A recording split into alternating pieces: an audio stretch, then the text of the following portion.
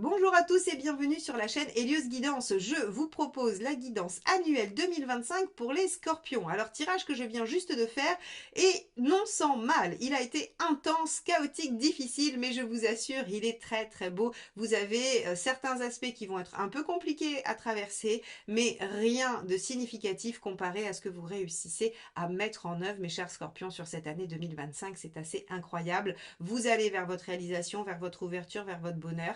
Vous êtes déterminé à agir pour vous et pour le mieux pour vous et vous y arrivez. Donc je vous laisse découvrir les enjeux de cette année avec les pièges dans lesquels il ne faudra pas tomber, ce qu'il faudra potentialiser et maximiser pour vous sur 2025 et j'espère sincèrement que vous passerez une belle année et que vous obtiendrez cette magnifique réalisation.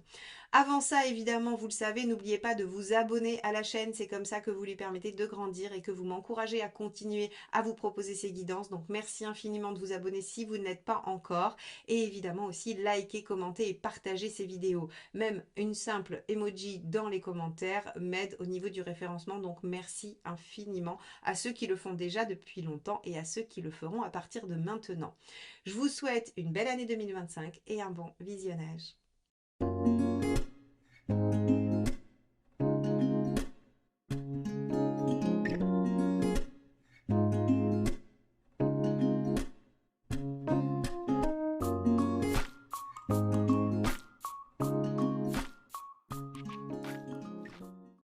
Les scorpions, on va regarder votre roue astrologique donc pour l'année 2025. Alors quand on la regarde comme ça, déjà la première chose qui saute aux yeux, c'est qu'il va y avoir des domaines qui vont être extrêmement favorables, qui vont avancer de façon presque phénoménale avec de grandes gratifications, des domaines importants. Et on va avoir deux domaines qui vont eux être un tout petit peu plus fragiles avec peut-être des déceptions et des difficultés.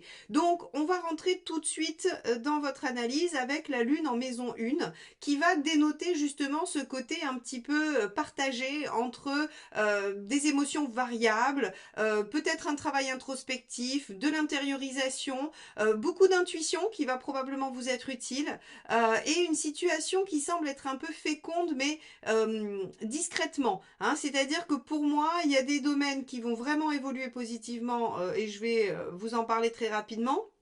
Mais on peut aussi avoir des choses qui vont être en gestation, qui vont être en train de mûrir, de grandir et qui pourraient porter leurs fruits ultérieurement, mais vous pourriez peiner ou être un peu déçu de ce que ça apporte, j'allais dire, dans l'immédiat.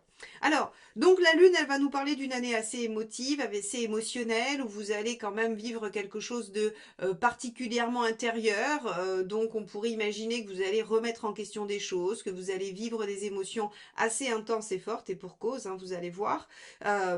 Donc, c'est un état qui pourrait être variable. C'est-à-dire que, par exemple, si on avait eu une carte d'action, je vous aurais dit, bah, ça va être une année où il va y avoir beaucoup de mouvements, beaucoup d'actions, et vous allez être un petit peu pris tout le temps dans le mouvement sans pouvoir vous poser et réfléchir. Là, avec la Lune, on va vivre vraiment des choses très variables et très intériorisées. Maison 2, on a la maison Dieu dans la maison 2. C'est tous vos avoirs, c'est le côté matériel, concret, financier. La maison Dieu à minima, c'est de la déception, c'est-à-dire qu'il ne s'y produit pas ce qu'on attendait. On n'obtient pas ce qu'on veut. On est déçu parce que ça ne marche pas comme on voulait. On n'obtient pas le niveau peut-être de finances que l'on souhaiterait. Et au maximum, avec une maison Dieu, on peut même avoir des choses qui devaient fonctionner et qui se retrouvent complètement caduques, qui s'écroulent, qui ne fonctionnent pas. Donc, on pourrait avoir une situation matérielle remise en cause sur cette année 2025. Alors, la maison Dieu peut aussi être des grandes surprises. Hein. La maison Dieu, c'est un événement qui vous demande de remanier les choses en positif, en négatif, ça maintenant, vous seul le savez et on va aller voir bien évidemment, c'est ensuite les cartes mois par mois qui vont nous aider à voir si vraiment on va avoir une grosse difficulté matérielle ou si au contraire c'est une heureuse surprise. Alors pour ceux qui espèrent gagner au loto, avec la maison Dieu tout est possible, j'ai envie de vous dire, surtout qu'on a une roue de fortune en 10 hein, qui nous dit que voilà, les choses pourraient évoluer favorablement pour vous. Alors tous les scorpions ne gagneront pas au loto, bien évidemment, hein, ça c'est évident. Mais en tout cas, voilà, on peut avoir soit des grandes déceptions, les choses ne se passent pas comme prévu, mais pour le meilleur comme pour le pire. Voilà ce qu'on pourrait dire en tout cas juste avec cette carte dans ce domaine-là. On ira voir ensuite mois par mois ce qui s'y passe. Donc ça faisait partie d'un des deux domaines qui pourrait être un peu déceptif pour vous sur cette année 2023, 23, pas du tout, 25, cette année 2025. Et vous allez voir, il y en a encore un autre, mais tout le reste est plutôt bien aspecté. Alors, le deuxième domaine qui pourrait être un petit peu difficile pour vous, c'est le côté relationnel, mais relationnel avec les gens que vous côtoyez au quotidien. Ici, il n'est pas question de votre famille proche, il n'est pas question d'un conjoint, il est plutôt question des collègues, des amis que vous côtoyez comme ça, voilà, de loin en loin. Avec l'empereur inversé ici et la tempérance inversée en 11, qui sont deux maisons des rapports sociaux, eh bien, il va y avoir peut-être des désaccords, des déséquilibres, il peut y avoir des conflits, hein, avec tempérance, on peut se fâcher avec quelqu'un et ça peut remettre en cause l'environnement amical. Donc ici, on pourrait perdre des amis, on pourrait se fâcher avec des personnes avec qui on avait des liens proches, hein, voilà, quotidiens.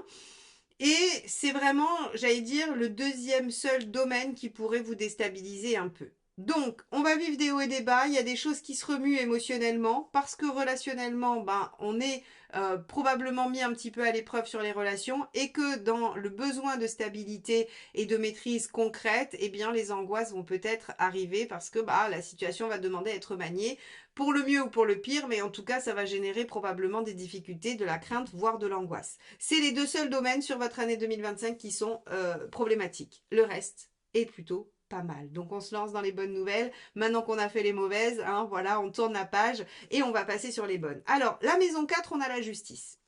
La justice, ce qu'elle veut dire ici, c'est que vous allez trouver un fonctionnement, une organisation dans votre foyer qui va vous convenir. Vous allez remettre de l'ordre, vous allez être aux commandes, vous allez probablement prendre des décisions aussi par rapport à votre lieu de vie. Vous pourriez vendre ou acheter, vous pourriez aussi prendre des décisions qui vont remanier les choses sur votre lieu de vie, sur votre foyer. Alors, pour moi, ces décisions, elles sont très en lien avec le reste. C'est-à-dire qu'ici, dans la maison 5, qui est votre réalisation personnelle, on a le monde. Donc, en fait, vous allez réaliser quelque chose qui vous tient à cœur. Soit vous allez avoir un enfant, hein, puisque la maison 5 peut parler des enfants, ou bien un de vos enfants va connaître une grande réussite et vous allez en être très fier.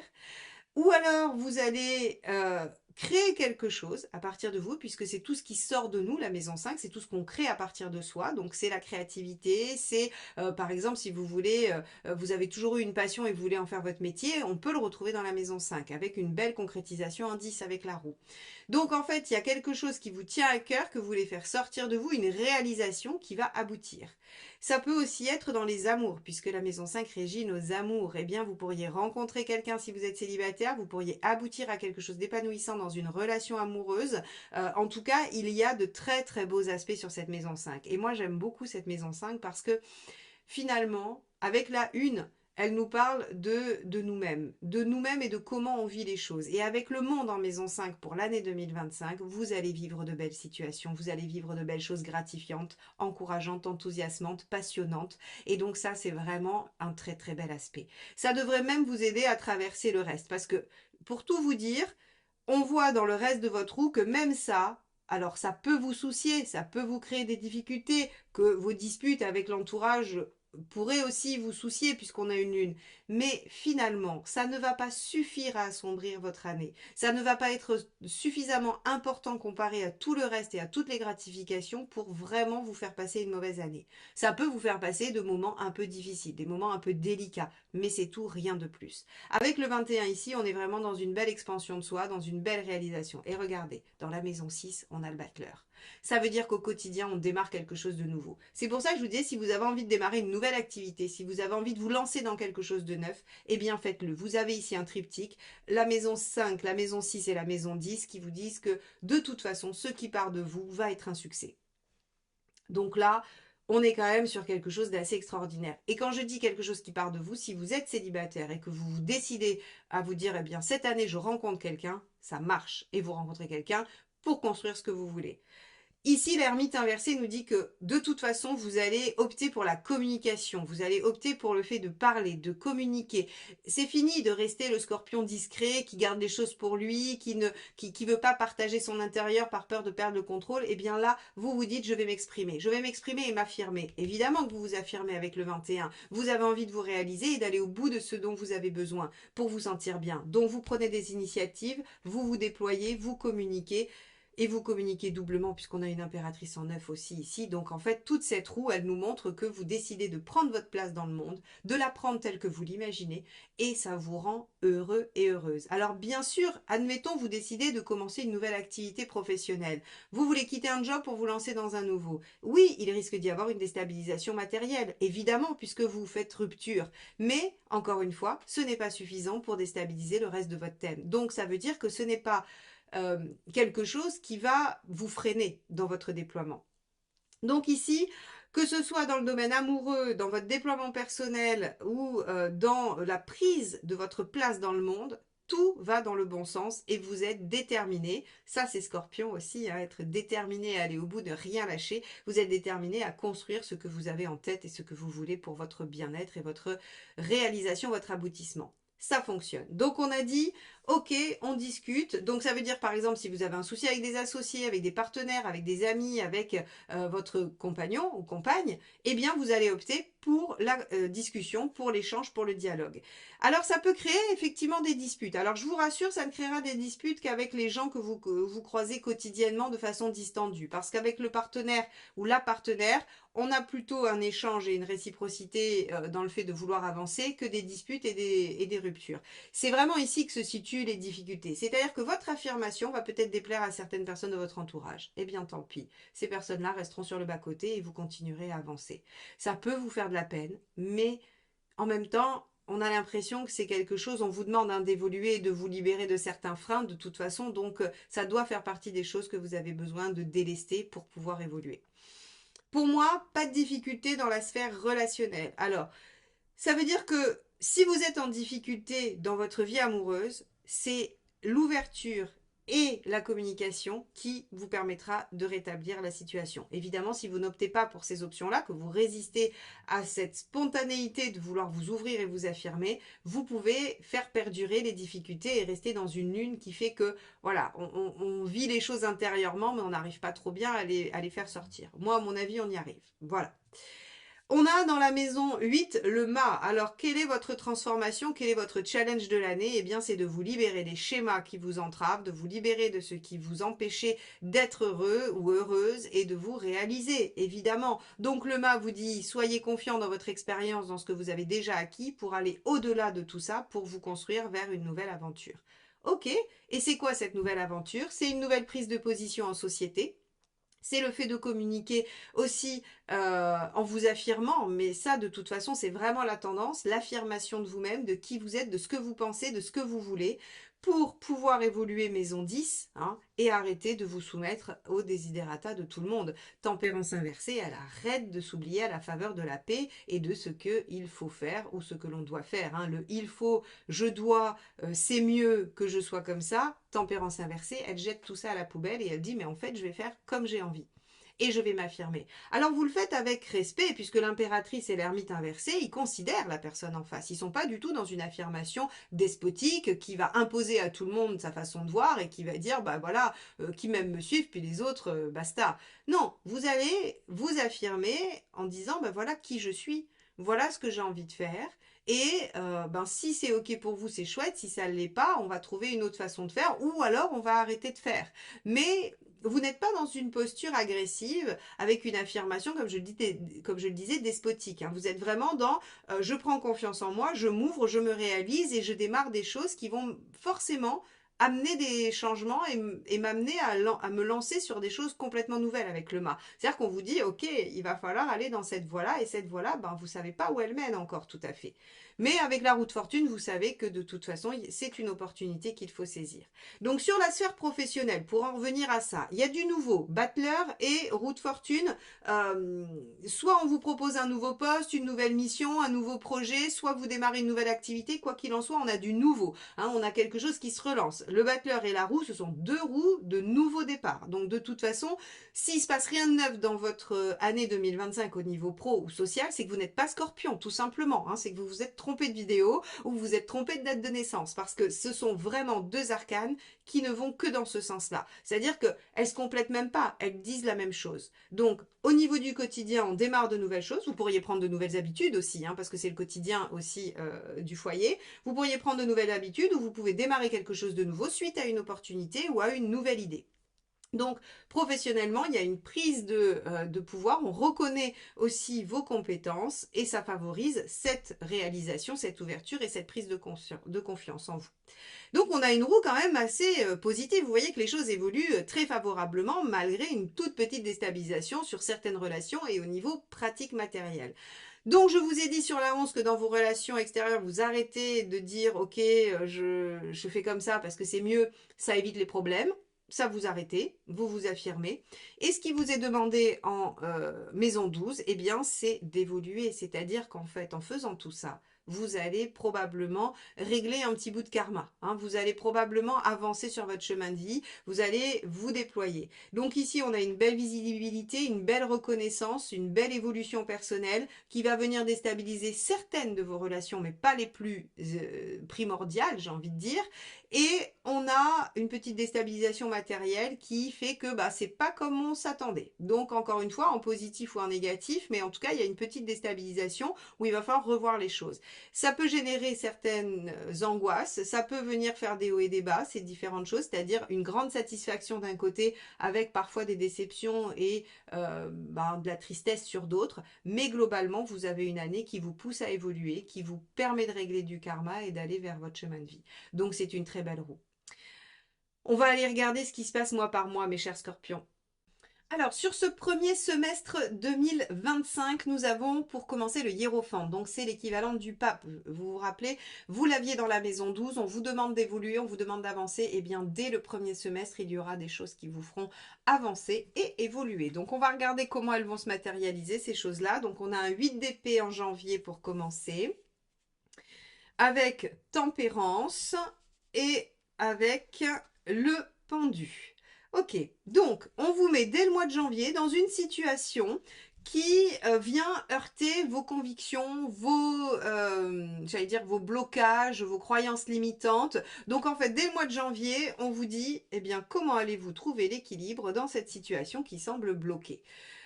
Ok, alors il se peut que vous vous disiez dès le début de l'année, mais qu'est-ce qu'on attend de moi? Il se pourrait que vous ne compreniez pas du tout le message de l'univers sur les événements qui vont vous arriver en janvier. Il pourrait y avoir des ralentissements, des blocages, des choses dont vous êtes convaincu qu'elles sont bonnes pour vous qui n'arrivent pas à aboutir.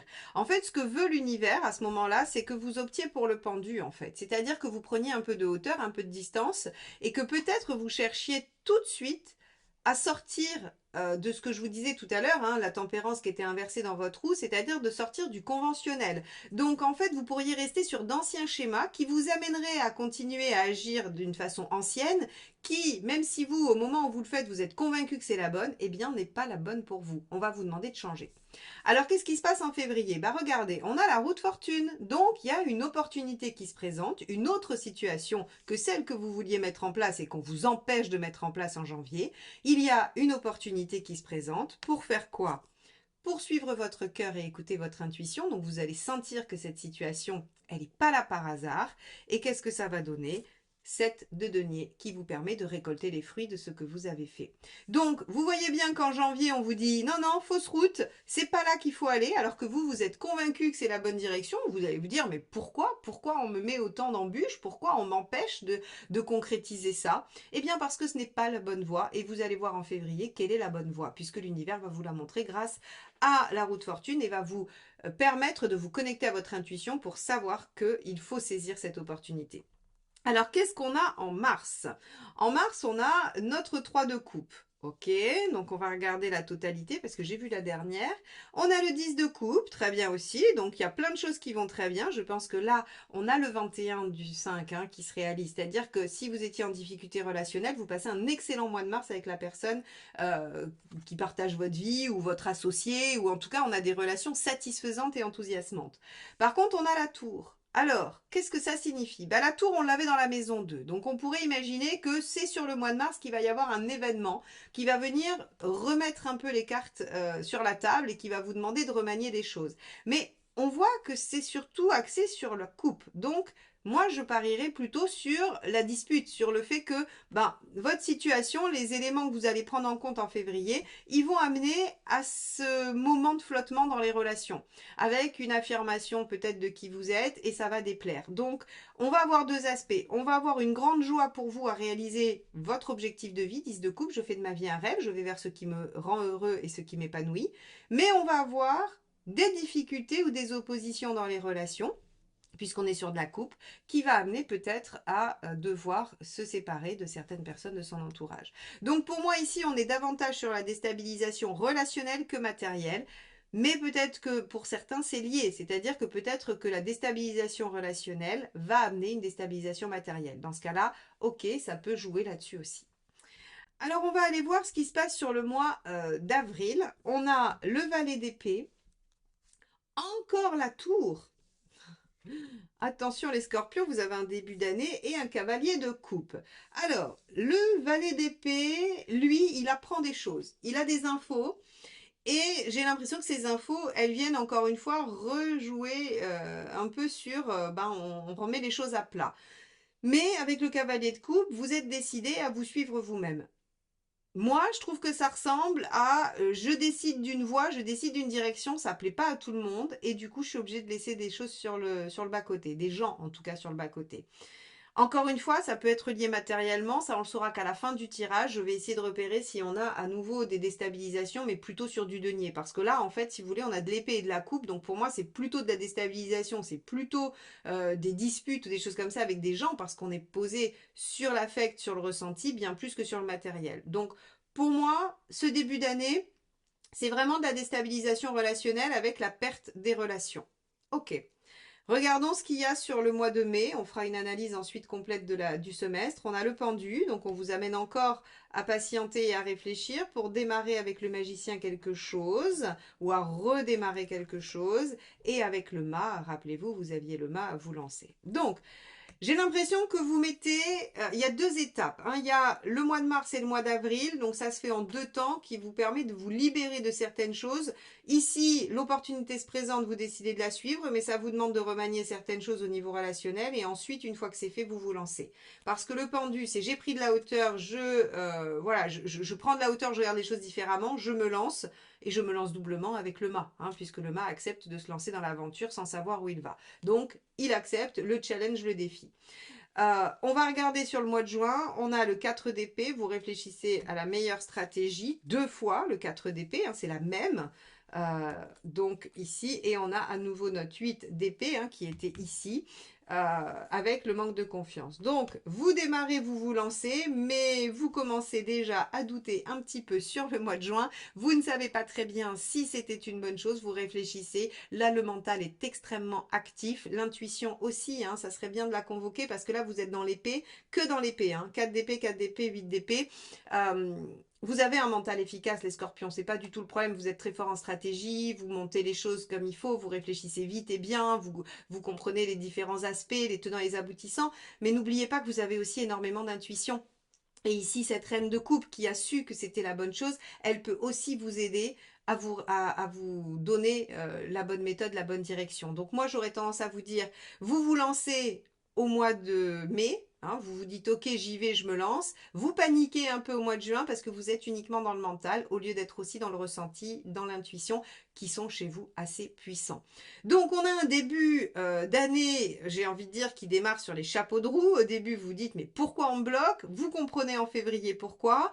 Il y a une part de vous qui s'enthousiasme et qui profite de cette nouvelle opportunité, mais patatras, vous vous rendez compte que vous n'êtes pas du tout suivi ou qu'il y a un aspect dans votre vie qui vient faire blocage. Vous essayez de comprendre, vous remaniez les choses, ce qui vous permet de voir la situation sous un autre angle et de vous lancer définitivement. Et en juin, vous commencez à vous dire, mais est-ce que j'ai bien fait? Est-ce que c'était la bonne option?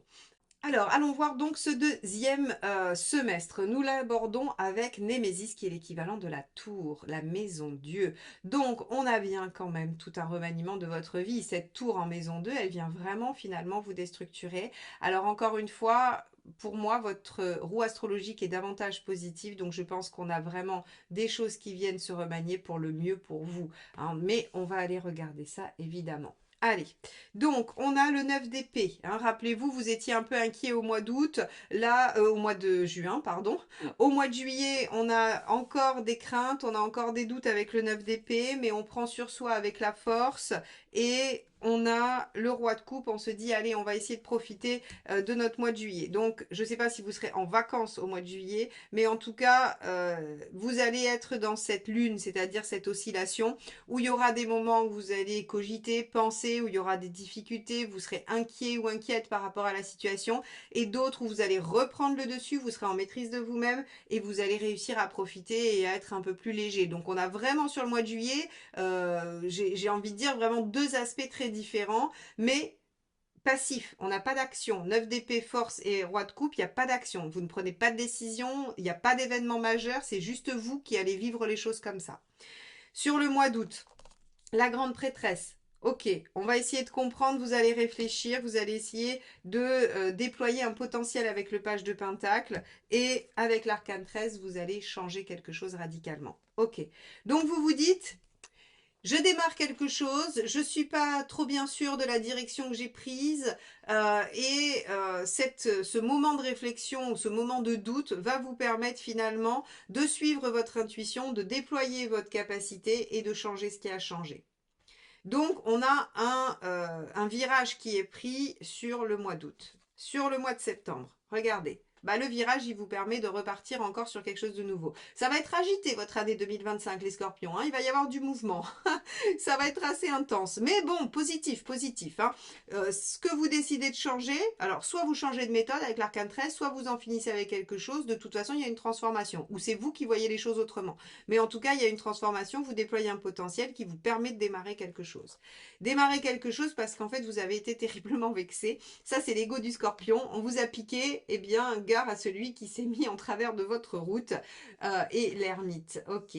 Vous avez...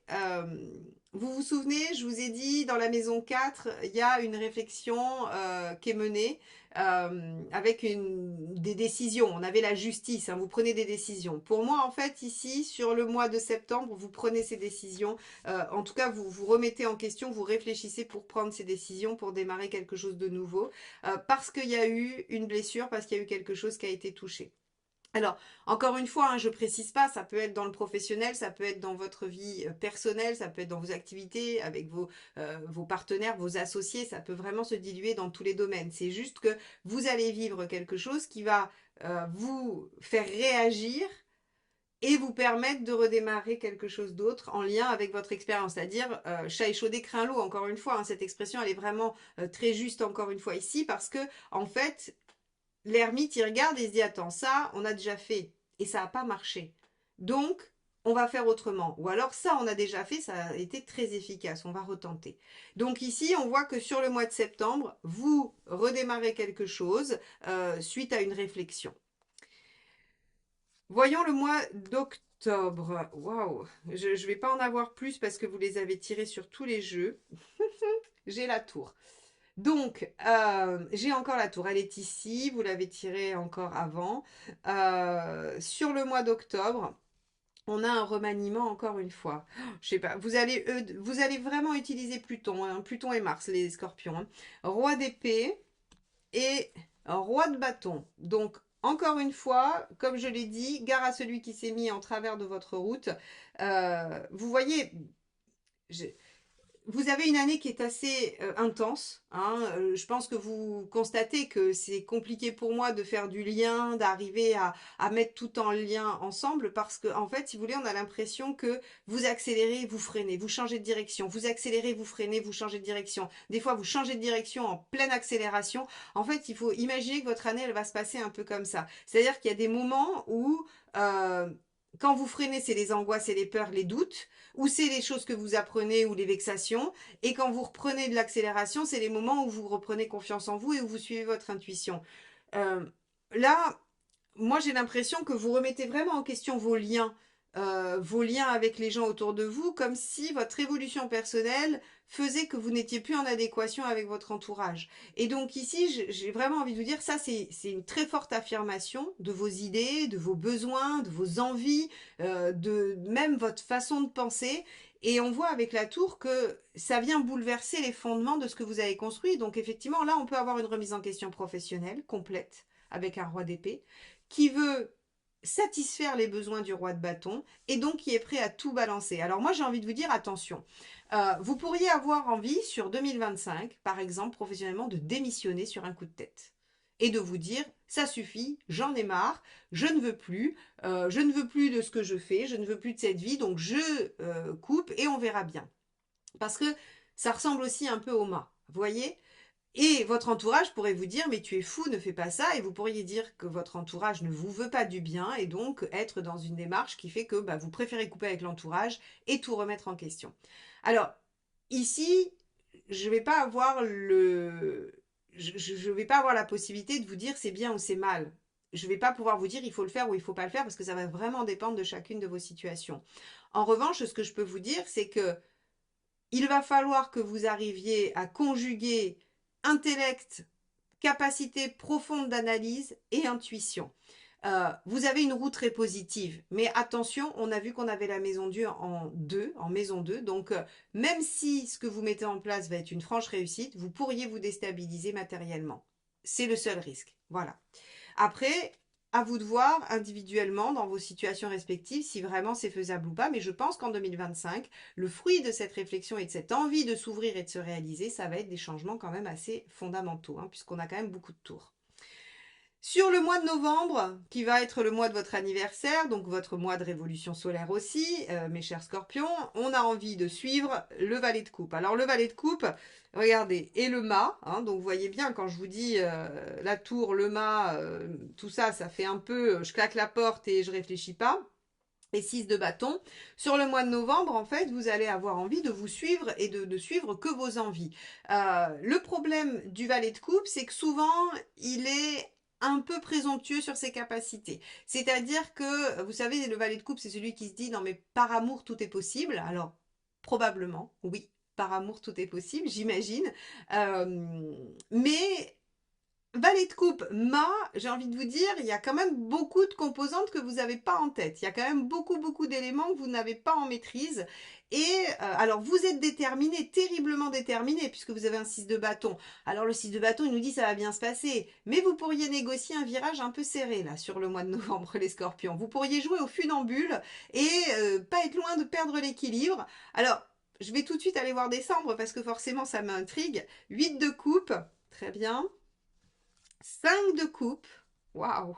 Oh, et 10 de coupe. Bon, eh ben les scorpions, chapeau, parce que, voyez, j'ai envie de vous dire attention, attention, parce que voilà, je veux pas qu'il vous arrive quoi que ce soit, ou que vous soyez déçus, que vous vous retrouviez dans une situation catastrophique.